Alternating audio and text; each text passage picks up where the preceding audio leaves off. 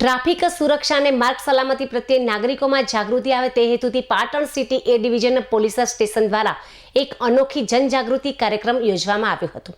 આ જનજાગૃતિ અભિયાન Patan city A division police inspector K. J માર્ગદર્શન હેઠળ સફળતાપૂર્વક યોજાયું હતું।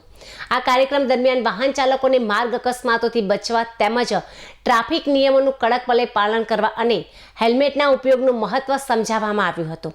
ટ્રાફિક નિયમોનું પાલન કરીને નિષ્ઠાપૂર્વક હેલ્મેટ પહેરીને નીકળતા જવાબદાર વાહન ચાલકોને પોલીસે ફૂલ આપીને બિરદાવ્યા હતા અને તેમનું બહુમાન કર્યું હતું।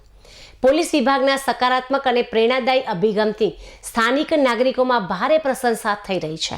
આ પ્રકારના પ્રયાસોથી પ્રજામાં ટ્રાફિક શિસ્ત અને સુરક્ષા પ્રત્યે જવાબદારીની લાગણી વધુ મજબૂત બનશે।